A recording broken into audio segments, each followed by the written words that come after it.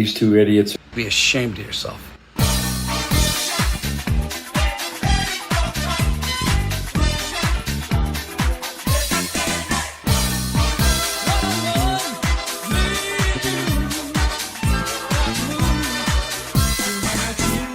Okay. Well, Doug, it's been a little bit of a spell since we've done Frank Stallone. Who is this guy? We knew there'd be a bit of a break. Congratulations, first and foremost. The most important thing other than Frank is your baby. Congratulations. I appreciate that. Thank you very much. It's been a ride.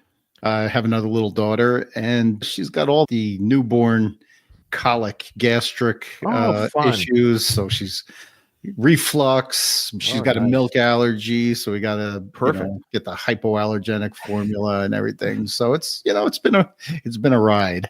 Oh, babies, they're the worst. They're the worst. Yeah, I've had a few.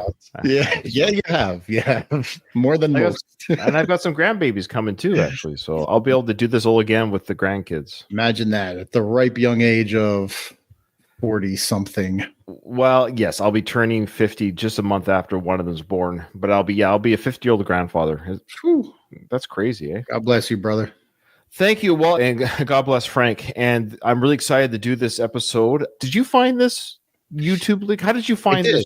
How did you come across this? Well, in light of our last episode, I think we did the Sam Roberts interview, right? Was that the last one? So I was just curious. I was going through his Instagram, and I was like, it's the same old shit with the politics and this and that. Yeah. So I said, let me see if he's done any interviews recently. Yeah. Or to see if there was like a long ago interview that, that we might have missed, or like the Sam Roberts one. It was a lot of fun. It was like 4 or 5 years ago, but it was still a treasure trove of us trying to figure out who Frank Stallone is. Yeah. Well, it turns out that he was on the Fallen State podcast with Jesse Lee Peterson but a month ago. Yeah, about a month ago. This is fairly recent. Fairly recent. Now, before we get into the podcast coverage, a few episodes ago, and I feel really bad, I said, hey, we never get emails. And it's true, we never get emails. But then somebody responded to that like right away. And this was a long time ago. I won't even say how long it was because I'm really usually good about my emails. However, I wanted to give a shout out. Hopefully they still listen. Trisha, if you're still listening, thank you so much for listening. You're a first time emailer. I don't think in all of my other podcasts I've done, I don't think Trisha's ever reached out to me. So thank you, Trisha. Hopefully you're still listening. But this is what she had to say. She goes, hello, guys. I do enjoy your show. Look at that. I'm always intrigued with clarifying, sometimes confusing Frank posts. So she's like us. She's trying to figure out who the hell's Frank. Who is he? What's he saying? What's he thinking? I thought we were the only ones. Well, maybe Trisha doesn't listen anymore because she's figured out Frank. Yeah. Okay. If she has, please write us back and let us know. Let us know who this guy is. Let us know, please. She goes on to say, you guys are also very respectful and not bashing in a disrespectful way. That's the truth. We like Frank Stallone. Bashing somebody, Trisha, just for the sake of bashing.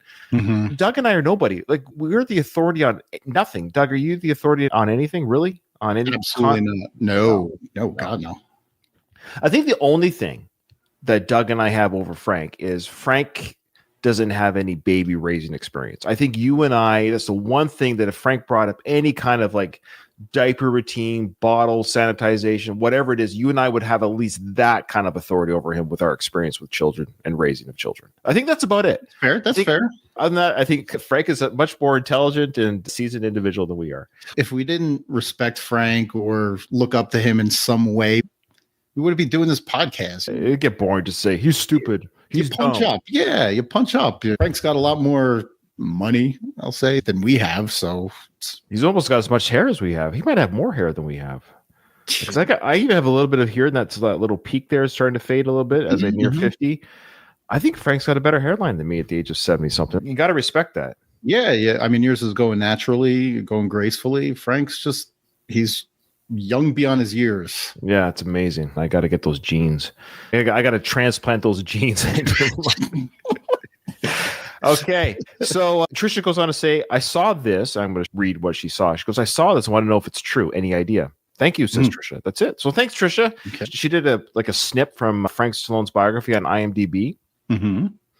And now IMDb, I think it's like Wikipedia. You have to have an account to alter stuff at IMDb, But like Wikipedia, so it's not really police, but the user can police their own. So, for example, if you go on Wikipedia right now, you and I could go on Wikipedia with the information I'm about to give you, Doug. Right. And we could actually change the information on Wikipedia. Yes. The user who feels so invested, i.e. Frank Stallone, could go back on Wikipedia and take it down, which some celebrities do. They're like, no, that's just wholly untrue. Because sometimes people will do that to troll and stuff. Yeah, of course. But this just seems like if this is a troll, this is a very subtle troll. This is what is on his IMDb. So some user updated Frank Stallone's biography.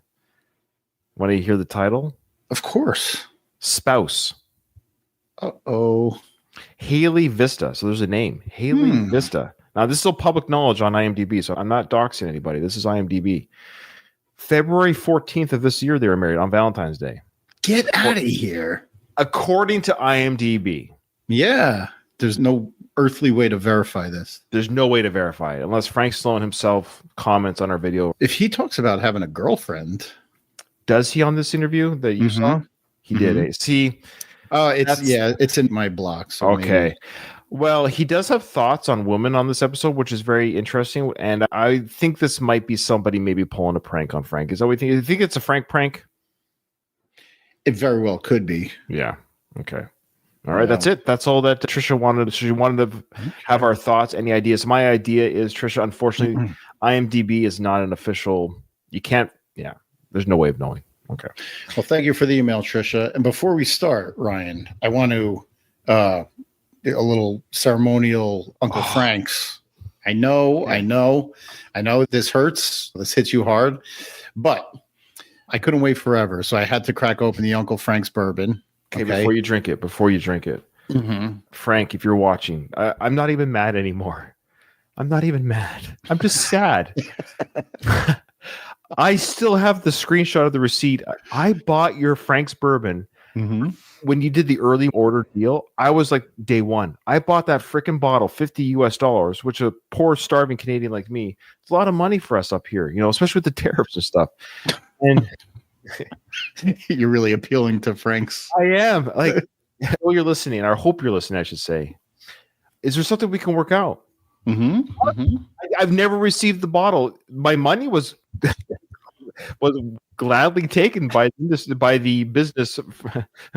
Frank's Bourbon took my money, and Doug, you bought a bottle and you have a bottle. So, anyways, I've never tasted it. Doug, bourbon lasts a long time, right? Like you can. Open it. Sure. Yeah. My goal is still to fly to see you one point within like 2026 is what I'm getting at. So we'll still maybe hopefully drink Frank bourbons together if I visit your house. But that being said, absolutely. Yes, go ahead. Make sure there's at least 2 glasses left, buddy. Okay, so to give a toast throughout this episode, you're going to be drinking his bourbon. That's amazing. I am. And if you see me make the wincing face, that'll be a clue that it's not very good. Well, I'm sure it's delicious. What's it like? It's not the worst I've ever had. No. It's not the worst I've ever had. But let's be honest. Frank didn't make the... No. He put his label on the bottle. Yeah. And again, Wild Skies Bourbon took over his product on the Instagram. And to this day, they've done nothing. The website they've posted, it doesn't work. They still have an Instagram account with like 12,000 followers with nary a post. And the website on their Instagram account is a dead site. Amazing. So, Wild Skies Bourbon. Give a toast to Wild Skies Bourbon while you're at it. To Wild Skies. Because they said they were going to pay me back too. Yes. This is for Ryan's $50. Yeah, geez. All right. Okay. Let's get into this. This is a big episode. Strap in, folks. This could be a long one. Do you know who Jesse Lee Peterson is before today's recording? Have you ever listened to him speak, give interviews, be interviewed? Do you know anything about him? I've seen him before. I've heard him speak. I knew he had like a strange kind of speech pattern, like some kind of speech impediment. Jesse Lee Peterson, I guess, is known in the political world as a conservative. I think so.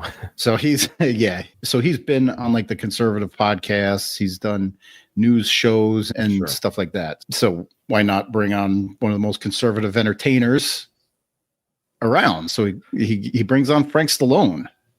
That's fair. Frank is conservative, and I can see why Jesse Lee would invite him on the show, The Fallen State. Yeah.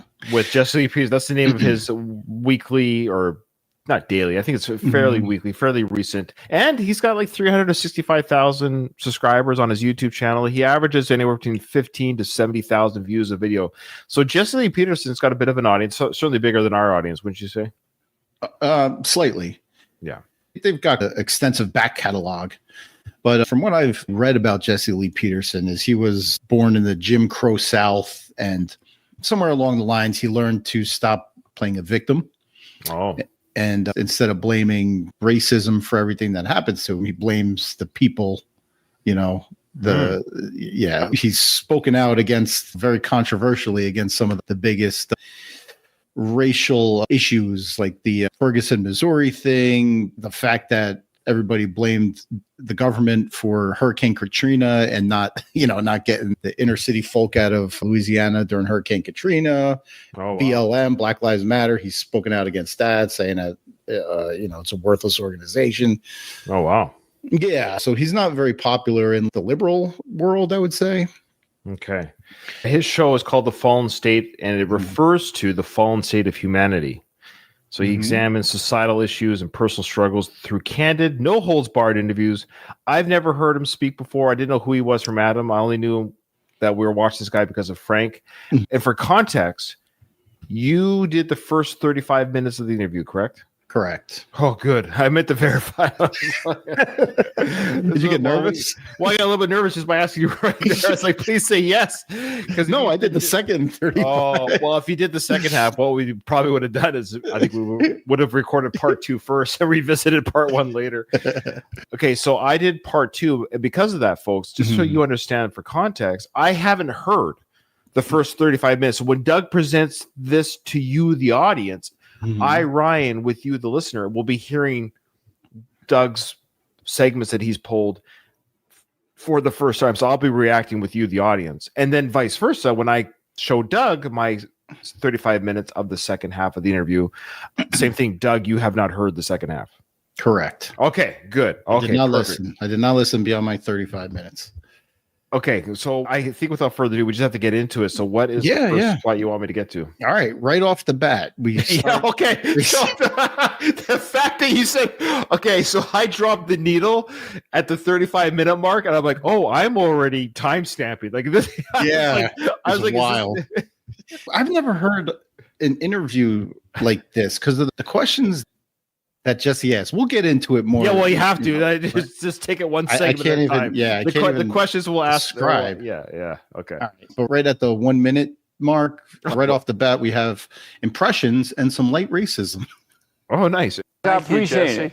I watch you all the time. You do? I do. Really? Yes, I do all the time. I love how you kind of give the questions and don't get the answers. Like guys who, well, why do you do that? Well, I don't know. No, I don't know unless you tell me. That's like how people talk. They'll say something, go, you know what I'm saying? I go, not really. Right. Do you know what you're saying? That's right. Amazing. Yeah, amazing. Well, I appreciate. Do you know what I'm saying? You know what I'm saying? I don't know. Who talks like that, Frank? You know what I'm saying? You know what I'm saying? And so it's interesting now that I'm listening, because it's like I'm doing this like Pulp Fiction style, because I'm listening to the start of this podcast. So Frank's saying that I've watched your show, meaning I kind of know what I'm in for because I know you as a personality on YouTube or your interviewing style. And he's like, people don't know how to answer your questions. That is a running theme throughout this, through my second half is Frank's question and answer is very interesting. Okay. And the funny thing is, and we'll see it as we go forward, Jesse Lee, JLP, whatever you want to call him, doesn't let you off the hook. No. If he doesn't get an answer that satisfies him. But we'll continue. At 1:58, topical commentary on his personal connection to immigration and family's artistic genes. Father was a hairdresser. Wow. Italian immigrant from the old country, legally. And of course. Yeah, everyone was a barber or hairdresser. So he's got to, right off the bat, he's got to bring it to a topic that is pretty raw in society today. So it's immigration. My father came over here from the old country.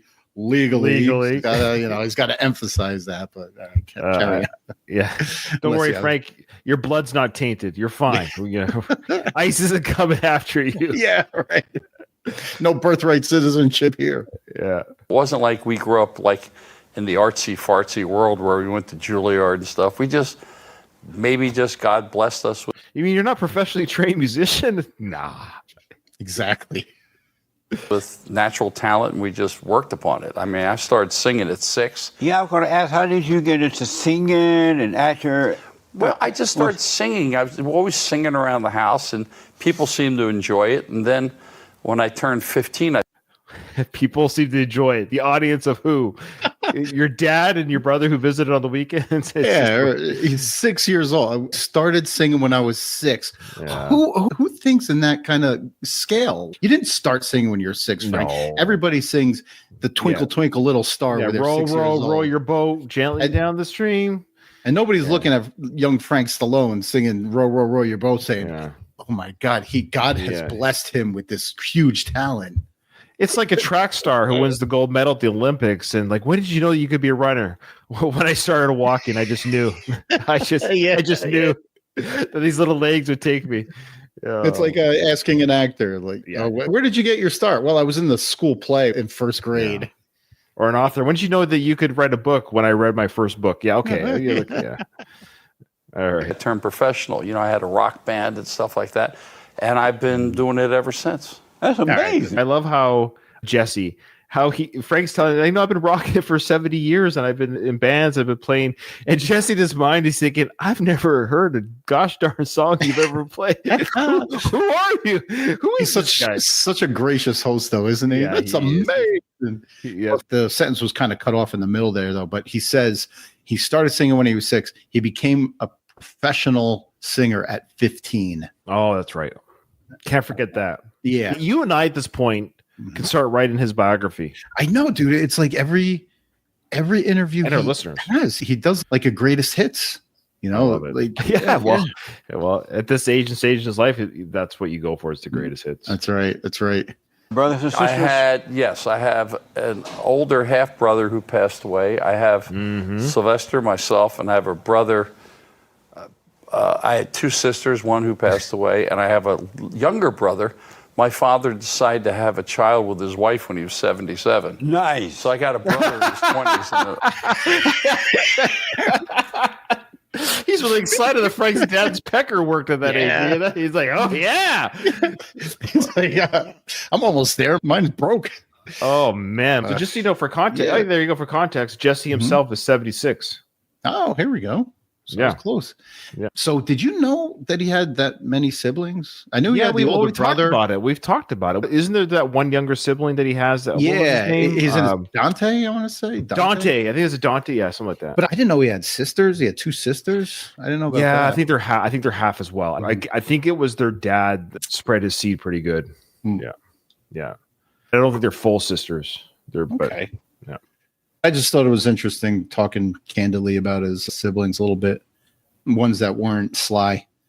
But at 3:43, my note here is who influenced whom? Oh. So did Sylvester have any influence on you becoming an actor or singer? Well, no. If people see my documentary on Amazon called Stallone Frank, that is, he Bingo says card. in the show, he goes, Frank was the first guy with the talent doing stuff. Oh, okay. He goes, okay. I know. You got your Frank Stallone bingo card out? Yeah, that's right. I was first, says Frank. Yeah, it doesn't matter that you were first. It's who was best, who gave the best product. Like your brother wrote Rocky. Enough said. I mean, how do you top that? You don't. You can't keep saying that you had the talent first. Whatever you think that means, you showcase it. Sly also had that innate authorship talent, obviously at a young age too. He knew he was going to write the first time he wrote his name in grade school. Right. I was the guy, because he was kind of always getting in trouble. My mother said, I can't wait till you get famous so you can help your brother out. Boy, those tables turned. Amazing. I'll tell you. Right. Yeah. At least he admits it. All right. I'm not entirely sure what question is referring to, but at 4:12, it's just the question. It says, is this question a joke? I think with Jesse, I don't know if he asks anything that's a joke per se. Yeah. Are you surprised, now that you look back on it, are you surprised how well you've done? Look at Frank's face. I got to screen capture that for the thumbnail.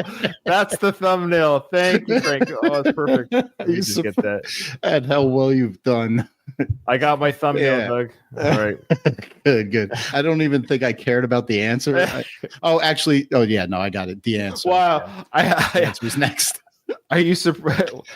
Here's the thing. He should say, if my brother never existed, then I would be very surprised. You're like, there's only one reason why I have any iota of success is because the question should have been, am I surprised Rocky got made? Because that's why I'm here today. Yeah. Mm-hmm.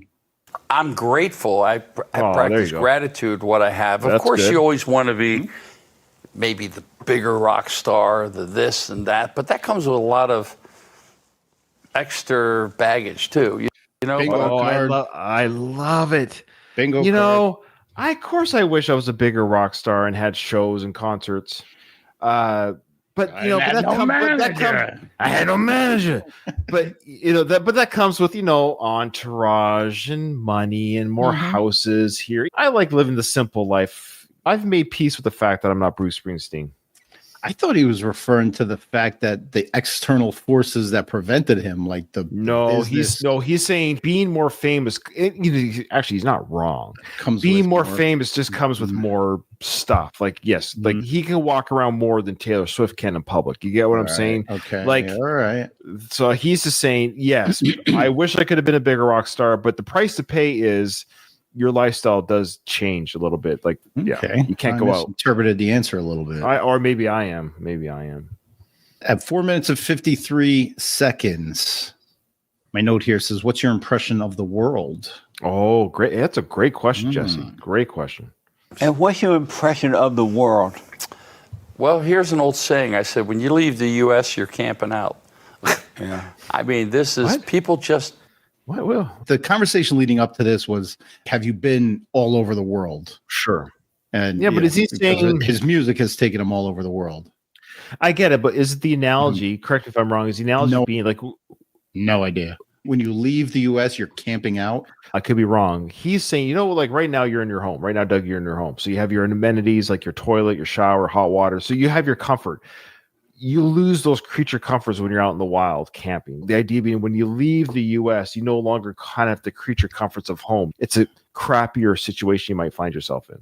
But how does that answer the question, what's your impression of the world? It's crap outside the U.S. That's my guess. Every place has toilets, except unless you're going to...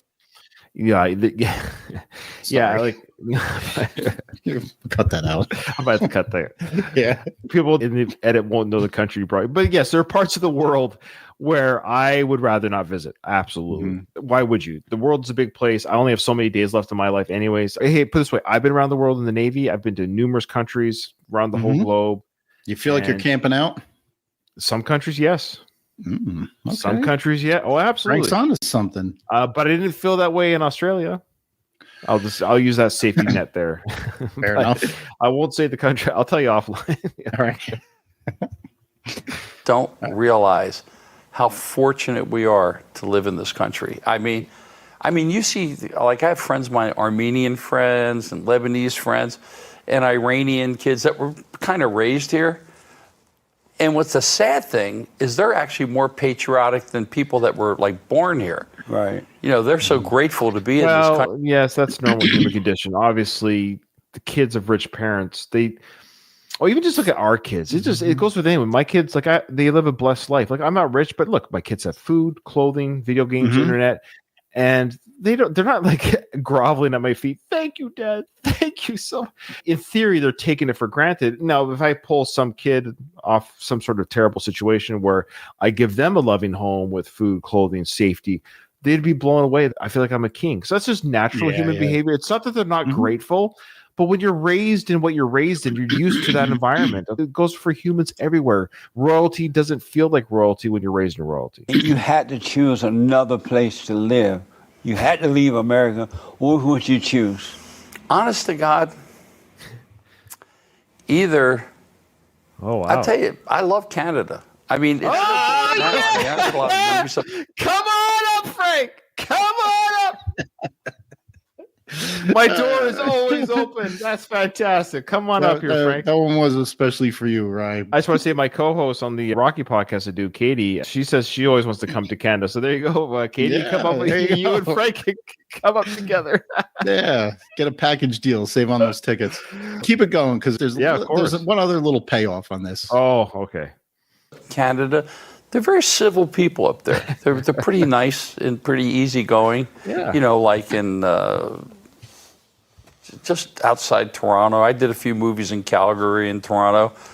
I don't think I could live in Italy or France or Germany or maybe Nova Scotia or maybe Greenland. I just want to be around a peaceful vibe. Greenland? Okay, we're not talking about Canada anymore. He knows that Greenland's up. Greenland is uninhabitable, isn't it? I don't know. I think he didn't know Greenland existed until Trump started talking about it. Yeah, that's probably true. It's funny. But I think parts of Greenland are uninhabitable. But I think he might have been referring to Iceland. Yeah, I don't know what he meant by Greenland. That's funny. Yeah, but I was like, Greenland? What the hell? All right, so at 7:54, we have Frank's take on marriage.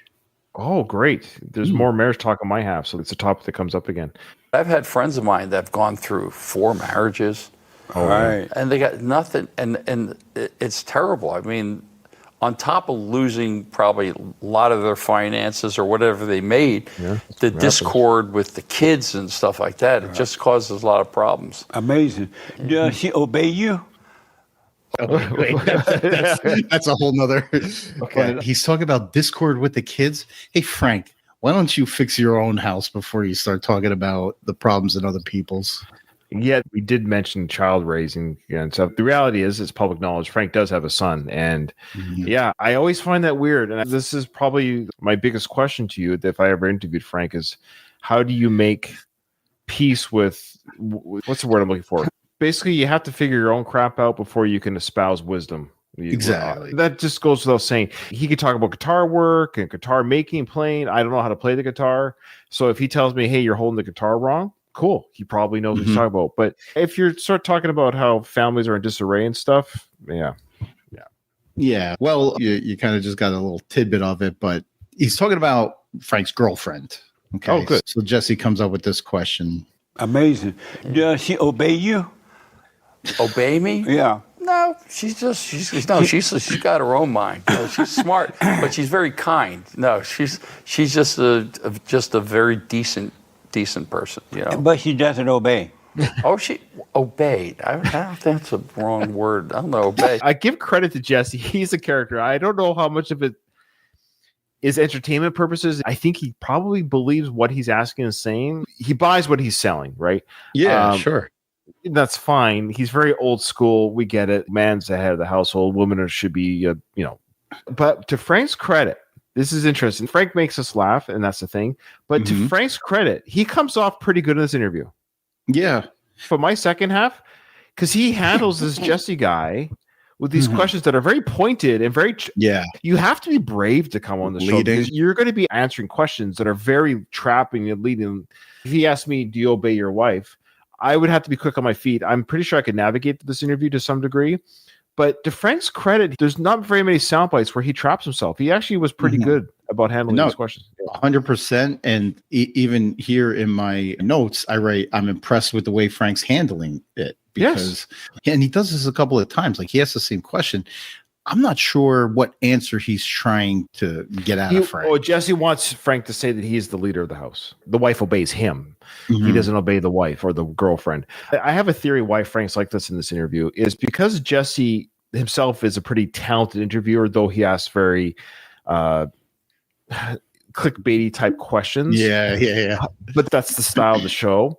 He's like a conservative Howard Stern. It's Christian, the Christian version of Howard Stern. All right. He asks hard questions and doesn't let you off the hook if you're dancing around it. We've seen Frank in other interviews with other podcasters that aren't very good at interviewing. So funny enough, when Frank is focused and this guy will beat him with the questions 3 to 4 times in a row till Frank finally answers with something that doesn't get him in trouble, mind you, where Jesse will move on. What I'm getting at is Frank seems to do better when he doesn't get to steamroll. If he's able to steamroll over the host and become almost like an entertainer, and he's like, oh, they would just want me to dance for the interview. Frank gets himself a little bit silly in trouble. It makes great for sound bites for our show. But ironically, when he's on this show where this guy squeezes Frank actually looks good as a guest. It's weird. Yeah, I was impressed by it. And throughout my half of this interview, we see it a few more times. And we just get along, kind of, get along good. She's not like some of the people I've seen out here. Right. You know what I mean? Yeah. But she doesn't obey. She doesn't or does? Does she obey? I don't know what that means. You don't know what it means to obey? Do you mean, do I give her orders? No. Does she obey you? No, I think she loves me. I don't know. You do? Yeah. Then she must obey then. I guess, if that's how you interpret it. I mean, it's tough. Like, Frank comes off very good here. He doesn't look flustered when he keeps getting the same question. He doesn't get flustered once. He'll actually say, like, I don't know what you're asking. Not like, I don't know what you're trying to get out of me. He's like, well, if you think love is obeying, then there might be a few of our listeners who just want us to roast Frank at the sense of like, just like, rake him over the coals. Look, we've done our fair share of that, where he's presented that to us on his Instagram and stuff like that. We, wears shirtless coverall poster or pictures, but in this situation, again, and I don't know if it's an act. I don't think it is. In that he's not that good of an actor. So I think he handles these questions. They keep coming as the interview goes on. We got to give credit where credit's due, and he stays calm and relaxed the whole time, even when he's getting the same question. Yeah, the wheels are spinning in his head, but he doesn't He doesn't lean up in his chair and say, "What are you asking me? What do you want me to tell you?" He doesn't attack. That's probably the way that I would have handled it. Maybe I would have just been like, "Well, no, like." Yeah, that's how I would treat this interview. I would just be like, you're asking me if like I say we're going to McDonald's and she wants to go to Burger King, we're going to McDonald's because that's her obeying my desire of going to. No, that doesn't happen. We dialogue big decisions in our house. Absolutely. He's looking for that. He's looking that you have the final say. Right. And so how do you deal with the hell in her when it comes out? Not very spiritual, very kind. Really? Yeah. No. She must be from the old school. For old school. Right on. Yeah. Decent. That's why. Yeah. Decent, practices gratitude all the time. Right on, man. The thing is, I've had girlfriends before. It's very difficult to be in this business and somehow be grounded. I think it comes from, like we see these bodybuilders, but at one time they were either really fat kids or skinny kids. So it's all an inflation, right? Like walking around like this, I think, Jesse, it comes from within. It does. I think kindness and goodness comes from within. Another solid answer to, how do you deal with the hell that in her or whatever it was he says? I don't know what kind of gals old Jesse dates, but damn, Jesse. They obey you and they got hell inside them. All right. Yeah, I think he's been burned a couple times in some relationships, I think, or something. This note here says, very interesting question. And being an entertainer, do you or did you ever have a big ego? I think you have to have a certain ego. My ego was more based on wanting to be good. So your ego was never bothered. Okay, that's good. He just talks about the difference between a big head kind of ego or just an ego where it's inside you where you want to do better. Which sure. I don't. Ego means ego, Frank. You know what the hell he's asking. Yeah, I try to be a good podcaster, have fun. That's my ego. I don't want to be an embarrassing podcaster, which might be too late for that, Doug. All right, at 10:38, we got another question and another good answer. So like when you would be out and if people didn't recognize you, how would you feel about that? Nah, I think maybe when I was younger, a little bit, but no. Actually, as I'm getting older, it's kind of nice when you get recognized once in a while. Not like I don't think I could have dealt with what my brother went through, like when Rocky came out. It was madness. Okay, so okay. You've never dealt with what Sly has dealt with ever, and Sly still does. He can't walk. Are you kidding me? Just wait. He doesn't get Rocky or Rambo anymore. Sly, continue. What? Just continue. If Sly walks down Hollywood Boulevard, he's going to be swarmed by people.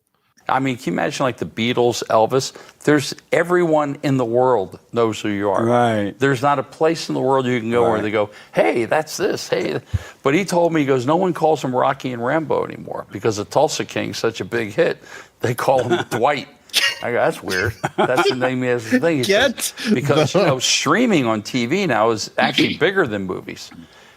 Okay. Get out of here, Frank. No one's calling him Dwight. There's no way. Is that did Paramount Plus put him up for that? That was a plug for. Hey, great show, by the way. Season 3 coming soon. I love that show, by the way. It's a fantastic slide to have this Twilight show because it's just very well done. But Frank, newsflash. Paramount's not hiring you. You're not getting on the show. No matter how much you plug that show, you ain't getting it. Yeah, he doesn't get Rocky or Rambo anymore. He gets Dwight. Get out of here. Yeah. He's plugging Paramount Plus. He wants to get on that show so bad. Yeah, that's what it is. Man, I don't know what he. I don't know what he plugs harder, Paramount Plus or his hair. All right. There's always a grift. At 11:37, I got Jesse asking the hard questions. Oh, here we go. Oh. They get hard, some of these questions. Mm-hmm. So when you and your brother, would be out, and everybody notices him, and they're like, "Oh, hi" to you. Sometimes, that's like it's You go okay. like, what now? Yeah, man, what's going on here? No, but and some pipe. I swear to God, I've had some. Are you okay, Frank? He's choking the hard truth down.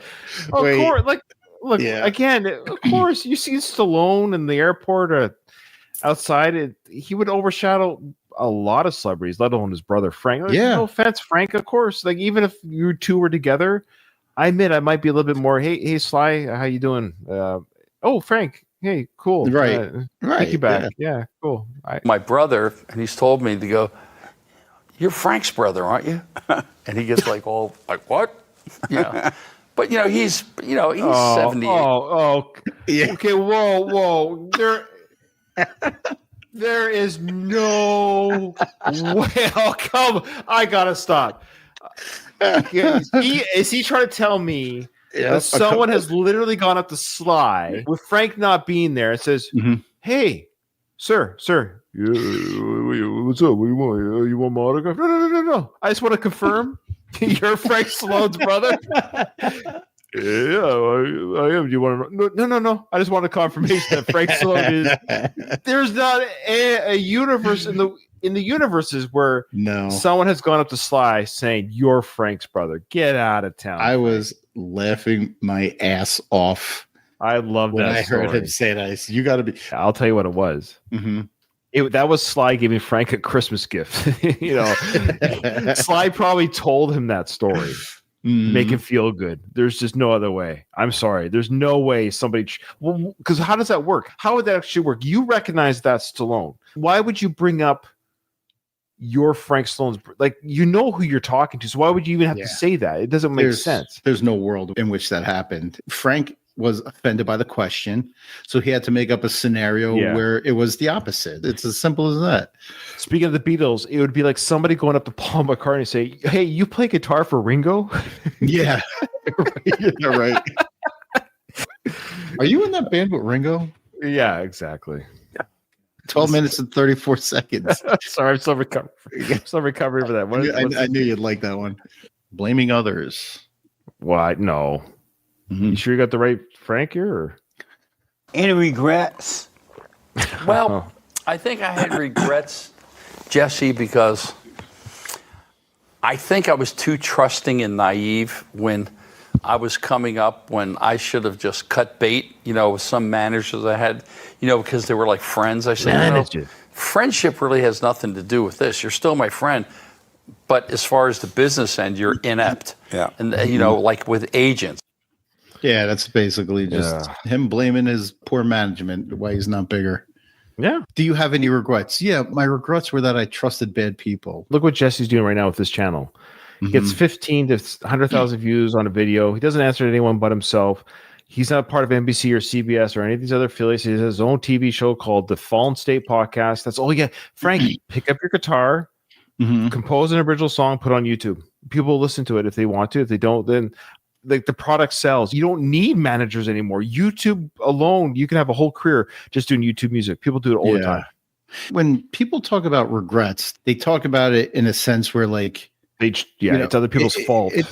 Like my regret was that I trusted the wrong people. Like when you talk about regrets, you're talking about something within yourself that you've done or that you've felt or thought or said that you wish you could take back. That's a regret, not regretting trusting the wrong people. That's not a regret. That's a bad business move. It happens. Yeah, it's kind of sad. The regret should be more of family and friends than I'm not a bigger rock star. You're right. Right. Yeah, exactly. 1343, talking about being late. You should never be late.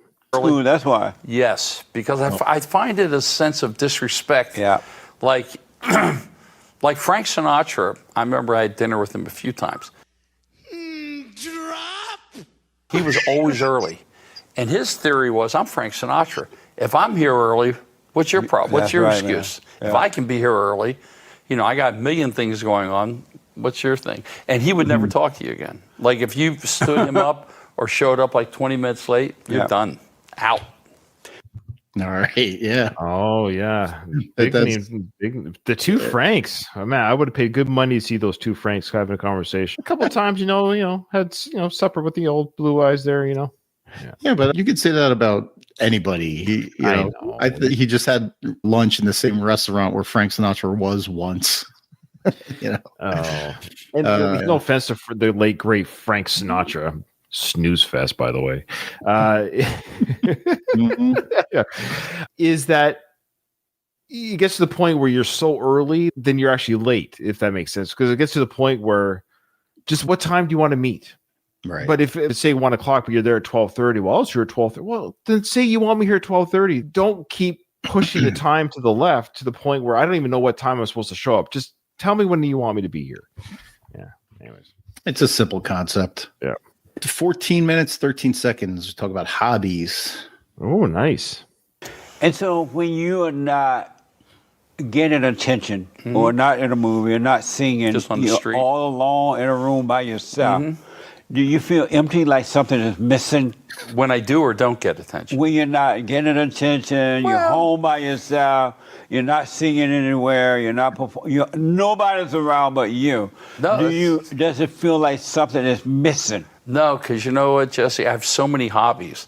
I'm one of the most renowned boxing historians in the world. Right. Mm-hmm. So I have a major collection of boxing going back from the 1880s. Like fight-worn gloves, posters, rare photos. And so I have a group of people, it's like people that would collect baseball cards or stamps, And, if people call on me sometimes to ask my opinion on an upcoming fight or fighters of the past, they always ask me, I'm Muhammad Ali. Do you ever, you're watching some fight coverage and they're like, and here's Frank Stallone with his commentary or prediction. Like, well, remember his YouTube channel? He had the one big video that blew up where he talked about Mike Tyson, Jake Paul, when that was a big thing. It was a Jake Paul. I can't remember which Paul they are. Yeah. And so he gave his little thoughts and it blew up on his channel. And he actually renamed the channel to like Frank Stallone's Boxing Wisdom or something like that. And then it just petered out. He tried to bank the one viral video on his channel. He thought he had something big. Yeah. Anyway, so people ask me all the time. I think in his mind he's talking about that. 'Cause there was a time that people were like, those are good thoughts, Frank. Those are good thoughts about the Tyson. And then, we've moved on. And that was that. Yeah. All right. Speaking of moving on, go to 1524. It's a long, meandering answer, but Jesse doesn't let him off the hook very easily. Do you get lonely? I think everyone gets lonely, but I think if you have hobbies, like I'm a competitive trap shooter. I shoot, like sporting clays and trap. So I try to get out of the house. I mean, I have a tendency, if I get like watching one of these series like Bosch or, Mobland, I can couch potato out there and watch the whole series, like 4. Is he okay? He keeps. Did he have? Sorry, did he? Yeah. He's thinking to himself, I hope this is enough for him not to ask it again. I think the cough is a little bit of a nervous tick. I think. I think so. Yeah. For years of shows, So I have to motivate myself. So do you get lonely? Yes, you get lonely. I think everyone gets lonely. I think. But how about you? I do. At times, you get melancholy. Like you think about. Okay, yeah, that happens on my side. Yeah, it's funny. Hey, Doug, do you ever get lonely? Do you ever get lonely? Oh yeah, sure. Everybody gets lonely. No, Doug. Do you get lonely? But how about you, Ryan? Do you ever get lonely? Sometimes I wish I did. My life is so freaking busy. I'm never alone. Are you kidding me? Right. Lonely's a luxury. Lonely is a luxury. Work, family, now grandkids. I swear I'm gonna have somebody in the casket with me when they bury me. Now that's a good answer. See, that's how you do that, folks. That's oh my God. This next thing he talks about at 1714, he asks this a lot of Frank over the next few minutes about perfect peace. Oh, that's a big question. Have perfect peace? Boy, that's a tough one. Perfect peace. Boy, I don't know, but I would like to have it. You know, they asked me one time, if you could be the richest man in the world or the happiest man in the world. Right. I said, I would take the happiest man in the world because... You know what? Another thing that I'm starting to pick up on people that have these bullshitted answers. It's weird. Just answer the question. They say, they asked me one time. Yeah, they asked. Who's the they? Who is this ambiguous they? Not Jesse Lee Peterson. I'll tell you that one. No. Before we continue, we might have to do this in 2 parts, which I don't mind doing. Because I don't want to rush it. We could release this as part 1, even is what I'm getting at. So let's make this in 2 parts. Okay. So that way we don't rush your. So yeah, keep going. Okay, here we go. Next one. 1807, more perfect peace with another name drop. Oh, nice. Yeah. Do you believe it's possible to have perfect peace? Boy, Jesse, maybe with I think everyone would have a different kind of perfect peace, but I think I think what's missing in today's world, and I don't want to sound like my parents, is faith. People mock the church. We had a meeting last year with the Pope. Pope Francis. So, Doug. Mm-hmm. Can you have perfect peace? No. Yeah, exactly. No. It's okay. I think that's the thing with Frank is anytime he's asked these questions, he's afraid to say, like, I don't know, or does your wife obey you, or does your girl? No, she doesn't. There's just no way she would do that. I love her. I don't want her to, but to answer your question, no, she doesn't do what you're asking. Next question. Right. That's it. Just own it, or whatever it is. Can you have perfect peace? Not really. I think perfect peace will come when you're dead. But all of his answers are these long, meandering things, you know what I think is missing in this world? Faith. Like, he didn't ask about faith, Frank. No. Well, because it segues into the Pope, that he met the Pope last year. Oh, yeah, that's the segue, yeah. But I have way too many worries on my mind and stuff going on in my life that perfect peace is impossible. It's a luxury that... Sure, I'm sure there's people there who meditate and stuff, but even that's a finite moment. Yeah. Just driving to work is like, like. Anyways, he's like, I think you can achieve perfect peace. So Donald just chimed here on our chat here. He goes, if we had perfect peace, Doug, you would lose your job as a police officer. You're a police officer, right? That is true. Yes. Hey, me too in the military. I'm in the military. So yeah, right. I've always said I would be thrilled if they closed down the military. That'd be great. Imagine that. If we reach world peace where the militaries were closed down, that'd be fantastic. Yeah. So for the sake of my incoming paychecks, please don't let there be perfect peace. Yeah, I was gonna say, can we let the conflicts continue? I'm retiring in 3 years. After 3 years, my pension will be locked in.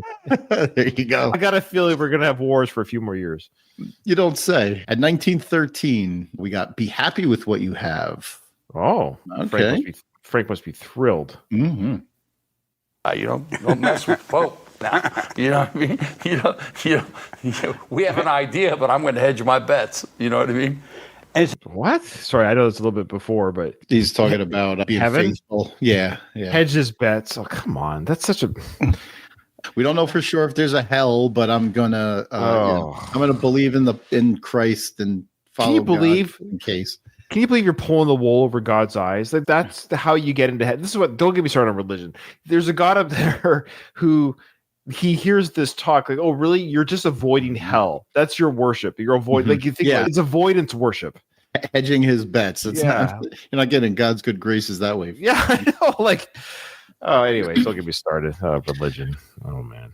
So do you believe it's possible to have perfect peace? Yes. We're back. Okay, so holy smokes. He does not let this one go. But the problem is, in between all these questions about perfect peace, Frank has these he's a storyteller. Insufferable long answers. Non-answers. So why don't you have it? Well, I'm working on it. I'm working on it, Jesse. But how are you working on it? Well, how? I think the idea of being happy with what you have, because so many people have nothing. So many people are terminally ill. They're living, hand in mouth, paycheck to paycheck. And for what I have, for what I've done, I'm pretty grateful. I mean, it could be a lot worse. I don't have to be the richest guy in the block. Right. But it could be a lot better, though, Frank, couldn't it? Yeah. Frank is the type of guy that instead of looking at what he has on his plate, he's looking across the table at what the other guy has on his. And what they don't have, I've never based my peace or happiness based on the wants or desires of other people. I guess what I'm saying is I take no joy, pleasure, or peace knowing that people suffer. I hate that. I hate that idea. Yeah. Of course, I'm grateful that I have a home, my children are safe and secure, and there's not tanks rolling down the street, of course. But to say like, we could be living in another country where that's a daily way of thinking that I can't do either. Like, you just be grateful for what you have, but don't say it's because people are dying in the streets either. I know what he's saying. I get it. But it's the idea of two extremes. He has a very blessed life, yet he is so envious of what his brother has. Oh, it's insane, dude. I hope I have your health and money when I get to that age, because he's able to fill his time with endless whatever's podcasts, Instagram posts, skeet shooting, hunting. Dude, you're actually living the retirement dream. Like what Doug and I are working for daily, grinding. We are like, no offense, Frank, but we're grinding like our days out. To get to where you are, where we could maybe go golfing, skeet shooting, hunting, fishing with our grandkids. You should just literally be saying, I am blessed. I'm thrilled. What a pleasure to be here today. Boy, isn't it great that Rocky was a hit, because I just wouldn't be here without it. Let's just be honest. And a few people kind of like my songs. That's pretty cool. How you doing today, Jesse? Yeah. That's it. Right. That's it. It's a simple principle, I think. Go to 20 minutes, 47 seconds. Let's talk about why Frank believes in God, and he explains the miracles of life. I mean, I'm not a medium, but I believe there are certain things that are miracles. I think our body is a miracle, our brain, how everything works. I think things that... The fact that you have a career... It's actually a miracle. Think about it, Doug. We actually live in a timeline of existence that Frank Stallone exists. You know what I mean? Like, what are the odds that we are in this time and space and technology where we can talk about Frank Stallone? It's a miracle. The Lord works in mysterious ways, my friend. Holy smokes. These animals and stuff, it just didn't come out of a Cracker Backs jocks. You know what I mean? What? What was he? What was the jocks? What cracker? He meant, you know what he meant to say?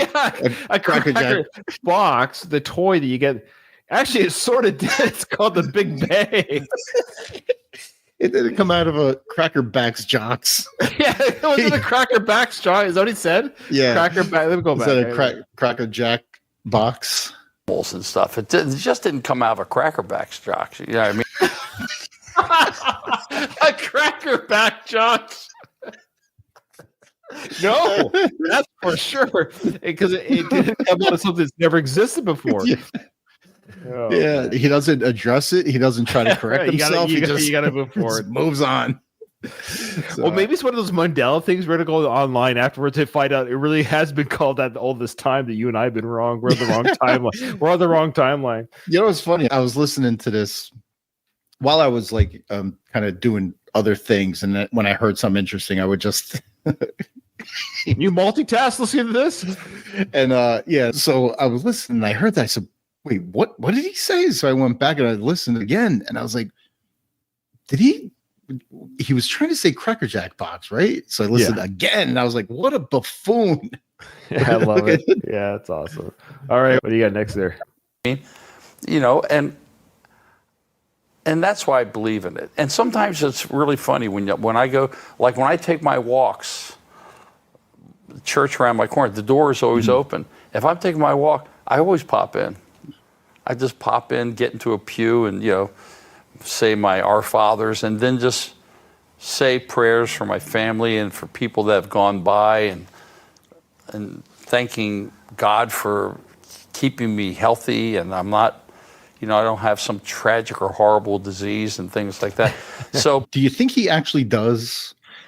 We saw the one Instagram video. Remember, he's outside the church. I think that's the one he's talking about. Yeah. He says it's always open. He goes for his daily walk, so he's theoretically doing it every day. Yeah, when I walk past, I stop in, I pray for those that gone by. And is he not obsessed with the fear of terminal disease? This is not the first time he's mentioned it. Yeah, he wants to live forever. Now, to his credit, he goes to the gym, eats healthy, looks great for his age. I get all that. His hair naturally looks great, of course. And it's a little bit of Christian virtual signaling because he's on a Christian conservative podcast. So he's showing the audience, I pray for my family, my enemy, and I'm grateful. I get it. He's catering to the audience of the show that he's on, the show that he's a God-fearing man. That's probably why he dropped the name of the Pope as well. That's fair. 2156, blessed. Oh, wow. Right. And they and still having the time to thinking about ripping people off in the street or surviving, and just that they discovered something that was always there but was never pollinated. So if you believe in God now, why don't you already have perfect peace? Holy smokes! He's obsessed with his perfect peace. Holy Jesse, we're back. I would just answer. That's the journey, Jesse. That's the whole journey. I would even say maybe I do have it, because it's like saying how much salt is too much salt, right? At some point, your salt level of whatever is different than mine. So maybe, Jesse, maybe I have it now, because I'm here with you now on a comfortable couch in an air-conditioned room, wearing a $5,000 watch. I'm okay. I'm doing okay. Maybe that is perfect peace. The fact that we can just have a conversation about it. That's fair. That's a good answer. Well, what do I Frank know? comes up with? Well, I don't know if Jesse, I don't know if we ever have perfect peace, or we maybe just have peace enough for us. Maybe that's the perfect peace. Fine. It's like, what is true love? Everyone has a different. Yeah, that's what I was saying. There you go. There you go. I agree, Donald. Perfect peace should be the episode title. We might have to think about that. Yeah, it's kind of like a sliding scale, right? Just like you were saying, your perfect peace is different than mine. Yeah, just like true love is different to everybody. Some people like chaos. I have friends. I look at their Facebook photos and all the activities and everything they're doing. It's like, holy, that stresses me. Like they're having a blast, but all these like it's too much for me. So their peace is different than my peace. Yeah. Totally. That's life. That's how it should be. Of course. I have part of this interesting Stallone family tidbits. Oh, what is that? Relax, man. So, take it in. Do you believe it possible to have perfect peace right now? I believe in God. Yes, I think so. So why don't you have it? I don't know. I'm working on it. Holy, so Jesse, jeez, man. Yeah, okay. This is the one that won't die. Oh my gosh. Well, Jesse, I'm telling you right now, you keep asking me about that question. It's really making it hard to feel perfect peace right now. Let's just start with that. Okay. All right. I had a very troubled childhood, so I'm working on it. I didn't. We had a very tumultuous upbringing. My mother's married 5 times. My father 4 times. Yeah. And what a mess. Yeah, what a mess, Jesse. Oh, what a mess. I love that. That was good. Mother left when I came home from school one day on the doorstep, and my mother took off.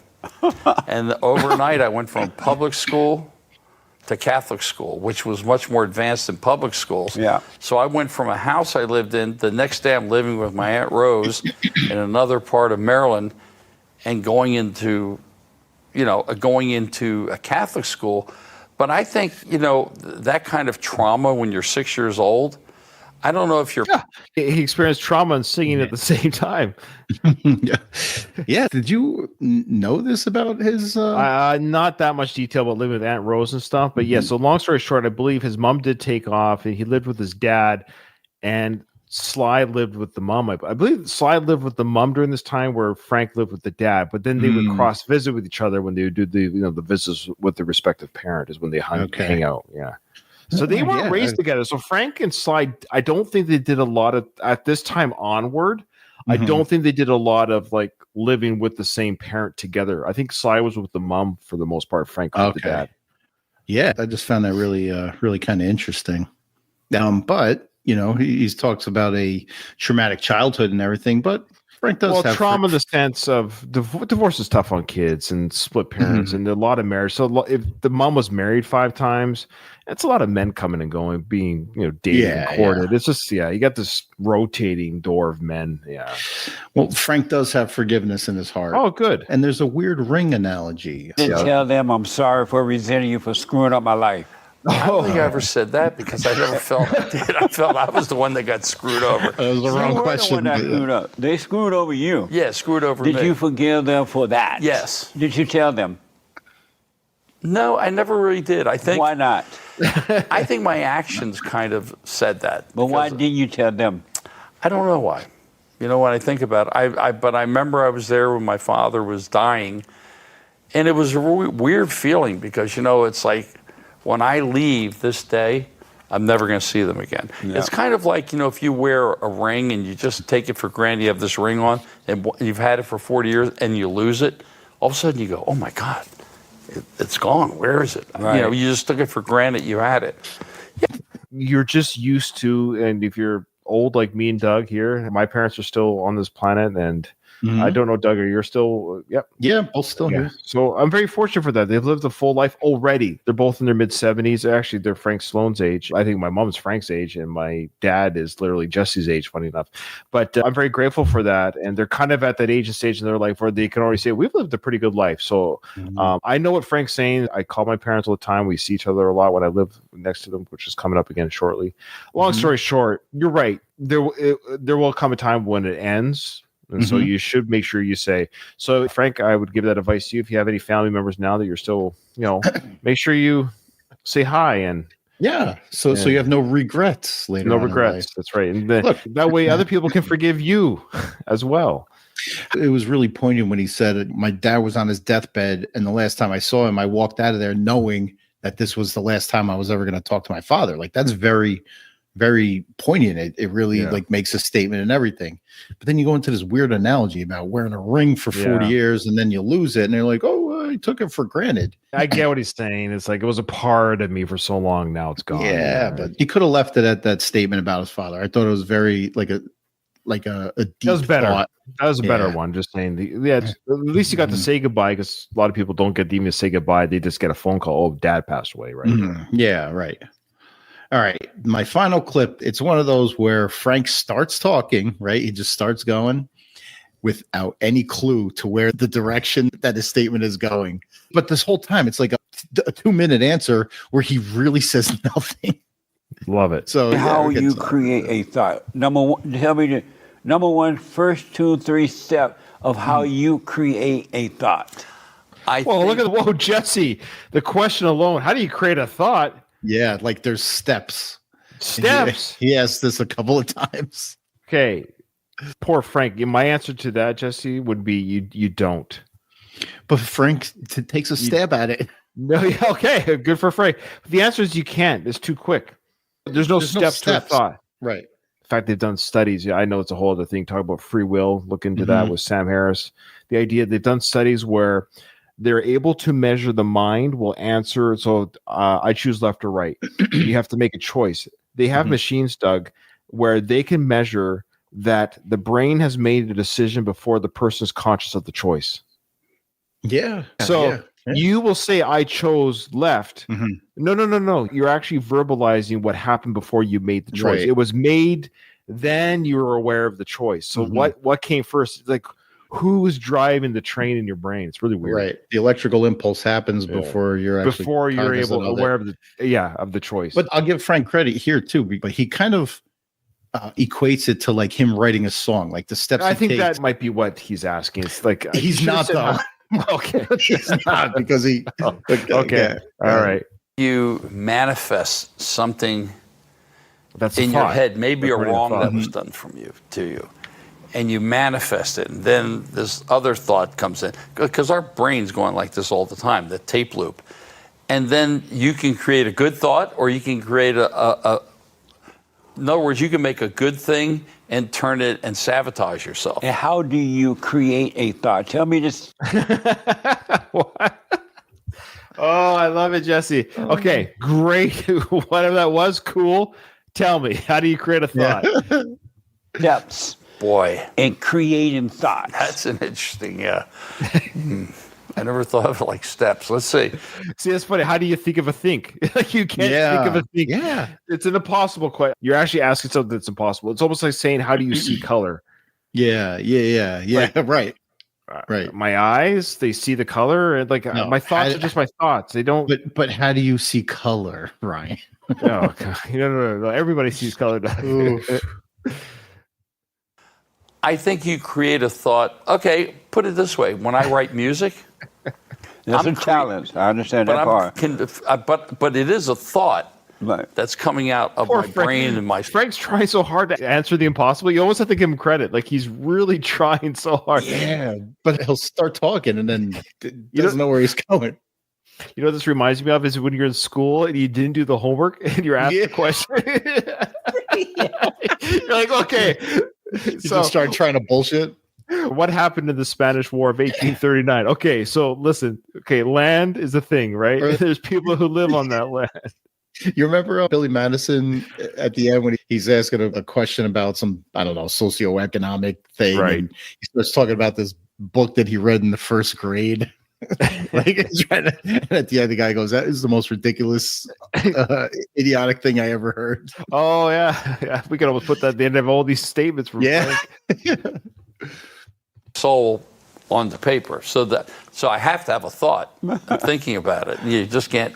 But tell me the steps of how you create good and bad thoughts. What steps do you take? You sit around, you're like, you know what? I feel like creating a bad thought right now. I want to feel bad. I want to feel. What are the steps that you take to build those thoughts? Jesse, stop. You're asking a question that's impossible. Yeah. It doesn't make sense. You can't even think of the steps. The thinking of a step is a thought. There's no beginning of it. Like you can't, for you to say, here is step one of a thought.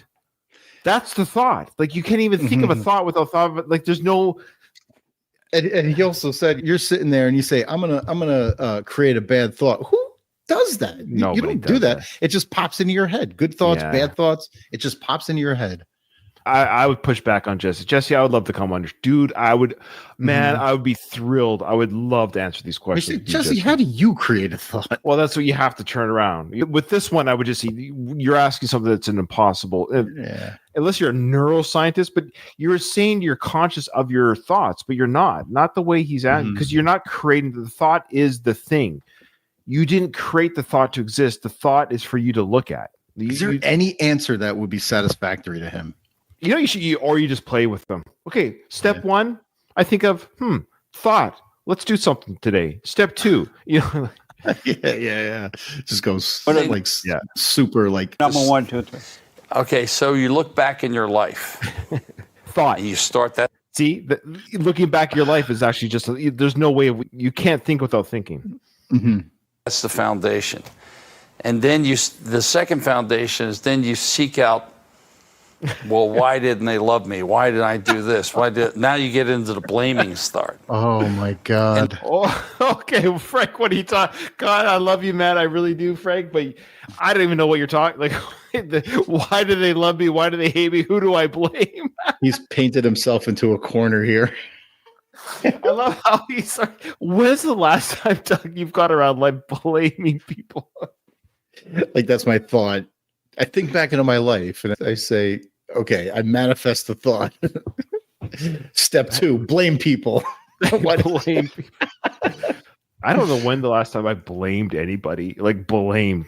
This is because of you. Yeah. It's not normal. It's a weird thought. The third step is then you start getting resentment, and that creeps into your good thoughts. The yin and yang of it. And I think what you do is you build on one thing, and then you blow it up, and then all of a sudden you kind of create your own dialogue in your head, and then this goes on steps. Now, the good thought. This is brutal. I have to cut and paste that transcript, put it in Grok, and say, make sense of this, please. Saying, you know what? Life's not bad. This is the foundation. Life is not bad. It could be worse when you see how other people are living. And then again, with the other people suffering in the world, life could be worse. Yes, yes, you're right. Somebody always has it worse. Well, of course, but then what does that mean? I wonder who's the one person on the planet could be like, I'm the person that has it the worst. What is that worst? What a horrible existence. I am that worst. Oh my gosh. You investigate more about maybe how people are not living as well as you, which kind of then comes in you say, I'm really grateful and happy. And I think, oh, that's sad. It's almost like saying your success is based on other people's failures. Right. Yeah. Yeah. Your happiness is based on other people's unhappiness. What a weird. Like my wife, I've said to you, as you know, my wife is an amputee. She's missing her left arm from the elbow down. I'm really happy that I have two arms because my wife has 1.5. I'm really grateful that I have two arms when my wife has 1.5. I'm really grateful for my two arms. I think the third one is like what you were saying is forgiving, letting things go, and just kind of take care of yourself. And when you say you look back, wait, is that the end? We're at 35. Yeah, this is where I kick in. This is where I kick in. Okay, so folks, if you're listening to this, we did edit out, or maybe I'll keep it in for the purpose of the fluidity because it doesn't start this way. Yeah, we're gonna make this part 1. This is gonna be part 1. This is too big. Part 2 will be my clips for Doug to listen to, for you, the audience, to listen to. Don't go ahead, folks. Don't spoil it. Listen to us with the episode. I know you're going to all want to run to the Fallen State podcast and listen to the rest, but do it with me and Doug. I've learned a little bit more about Frank this episode. It's been a fantastic journey. I think it takes a character like Jesse to get it out of Frank. I think that's the idea. As you know, of course, we find some gold in them Thar Hills, but it's really informative the way that Frank thinks about certain things and like these little glimpses into his personal life that we normally don't get, that I'm really kind of appreciating doing this interview. Awesome. Thank you so much for joining us for part 1 of the Fallen State podcast with Jesse Lee Peterson and Frank Stallone is a guest on that podcast. Part 2 will be out a week and a bit after you're listening to this on your earbuds. So thanks for joining us, everyone. So I think all these shows are going to start falling by the wayside because I think people just don't want to hear it anymore.